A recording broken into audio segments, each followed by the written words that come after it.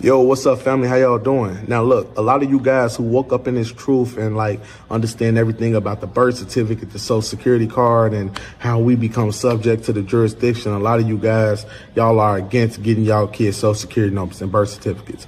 Okay, well, I got a plan, right? Now, look, I know how to get a passport without a birth certificate, and I also know how to get a passport without a social security number. Now, excuse me, ladies and gentlemen, this man is a liar. There is no way to get a passport without a social security number and a birth certificate. You must provide both. If you don't have one, then you can't get a passport. If you don't have the other, then you can't get a passport. In order to get a passport, you must provide both. You have to mail your birth certificate and social security card to the passport office. Then with the application, then they will issue your passport and mail you your birth certificate and social security card back first, and then they will eventually mail you your passport. So this man is a liar. You cannot get a passport without providing a birth certificate and a social security card. And the reason for that is because to get a passport, you have to prove citizenship. Now, when my son was born, his name Malachi, right? I did not get my son a social security number, right? Because the birth certificate doesn't prove federal citizenship, right? The social security number does. So we just got him the birth certificate because my wife had him at a hospital, so they required us to give him a birth certificate. Cool, because the birth certificate don't mean nothing. So when we went to go apply through the passport agency at the local post office, we had put his social security numbers all zeros. Now, the Department of State would then ask us to send in back this letter that they sent us. I declare on the penalty of perjury that I have not received or never was never issued a social security card by the Social Security Administration. So we had to check off no and sign our name on the penalty of perjury. Always put without prejudice UCC 1-308. You always want to protect your rights. So after we done that, we sent it to the Department of State. They took all motherfucking day. Excuse my language. So about 5-6 weeks went past. That's literally almost a month and a half. Went past. Then they sent him the passport. Now the passport, now his is much better than ours. I might be on the do not detain list, but it's still that evidence of citizenship. My son have no evidence of United States federal citizenship. Excuse me, sir, but what in the doohickey are you talking about? How doesn't your son have any proof of citizenship when you just admitted that he has a birth certificate that proves that he was born here in the United States? Have you ever read the 14th Amendment? Anyone born in this country is a citizen, fool. So he's always a national. So he's born a national, right? Right? So this is the flip side. Let's say your son don't have a social security number and he don't have a birth certificate. Wow, how can we do that? This is what you have to do. When you fill out the passport as a non-citizen national, you always want to do this, right? You have to get this form, right? You can get it from travelstate.gov. It's called a DS-10, right? Say download DS-10 form, right? And it's an application because it's called a birth, affidavit of birth. You're going to put your son's address and everything like that. You're going to put your full address, not your real fictitious address. You're going to put rural free delivery. You're going to put the full information. But in order to submit it with your child's passport application, you're going to have to get it notarized. So you can go to any USPS, any post office, your local bank, or anything like that to make sure it get notarized. Once they get notarized, that's when you can submit that with your kid's passport application. Then the Department of State going to say, wow, they don't have birth certificate or social, but you have evidence of citizenship by filling out the DS-10. So once you do that, boom, they're going to send everything over. Now, as parents, they're going to ask you for your information. So I have a United States passport. My passport clarified that I'm a non-citizen national or state citizen. My wife's passport clarified that she's a state citizen / non-citizen national. Both of us got our passports verified, local law enforcement twice, both passport card and passport book. So after that, you should wait like It's going to be like a month, about a month and a half. After a month and a half go by, kids should expect one in the mail. You know, do the same method I told you guys, use the P.O. box and etc. After that, you should have no problems. Your kids should be able to get passports without the social and without the birth certificate. So you don't have to have a birth certificate or a social security card in order to get a passport. Do not let these people lie to you. I'm out. Nothing this man just explained was correct.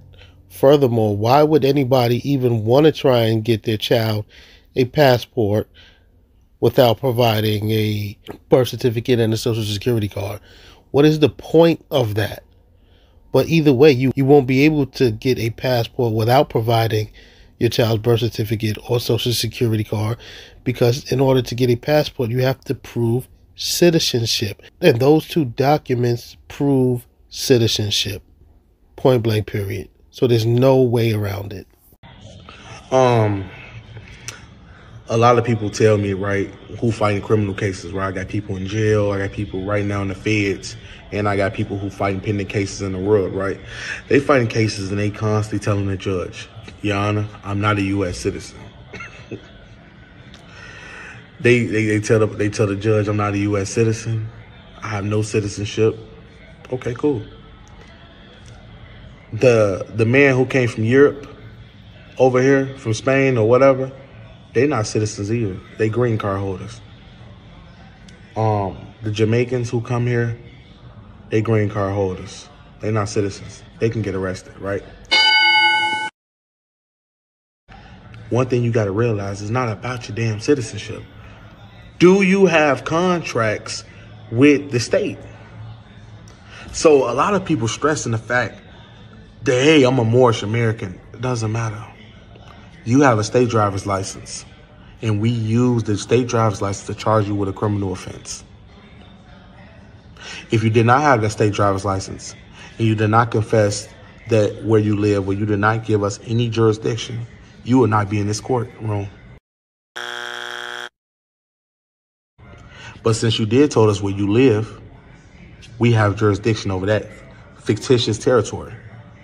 You didn't say you live in the United States of America Republic. You say I live on 123 Main Street, and that's what subject you in. So when people go to court, they be like, Your Honor, I'm a national. I'm a state citizen. They believe you. You is a state citizen. And that has nothing to do. Read your criminal complaint. That has nothing to do with we got an ID on file. We have a social security number on file. You gave it to us.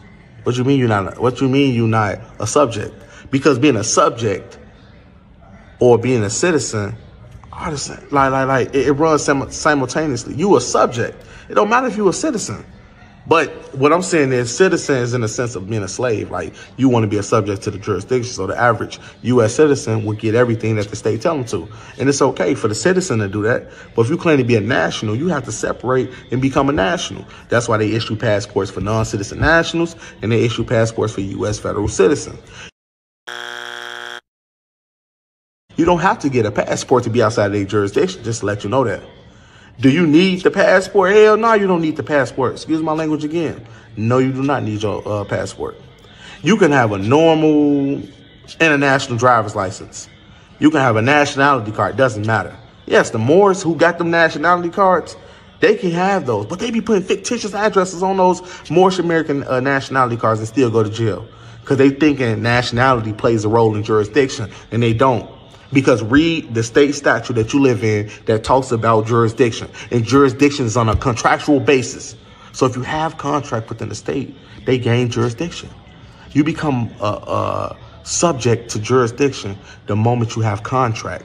And the contracts that you have, your driver's license, and your state ID, and your registration. And the reason why they have contracts, the reason why those contracts are so solid, because the addresses is what puts you in the jurisdiction. That's what puts you in. I had a friend of mine, and I'm actually gonna post this in my shorts, in my YouTube shorts. He just sent me the video. The police hounded him. He said, "So where do you live, sir? You live somewhere in Tell us the address." He said, "Ma'am, I I don't live in y'all jurisdiction. Sir, do you have any contact, like a phone number? No, because he know what to do. You guys who claim to be sovereign or nationals, y'all get them jurisdiction every time without even knowing it. And it's okay, because ignorance is just not knowing. It's okay. It's okay. But let that be a learning lesson before you get into bigger situations.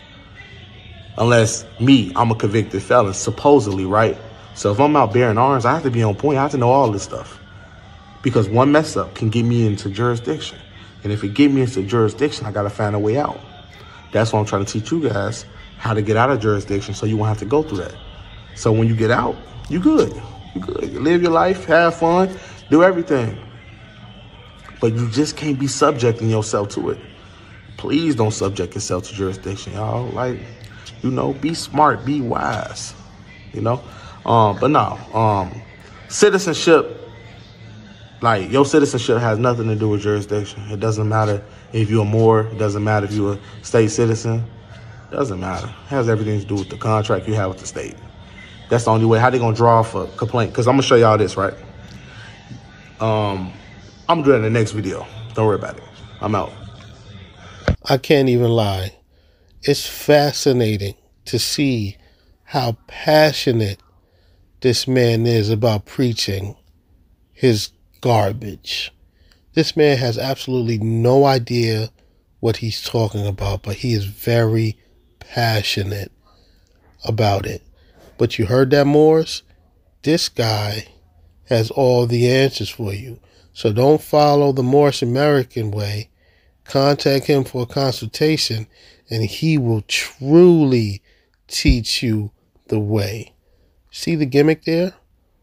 This is strictly just about him getting clientele and consultations and money from the consultations, because none of the information that he is teaching is accurate, and it will lead you straight to jail. He has no idea what he is talking about.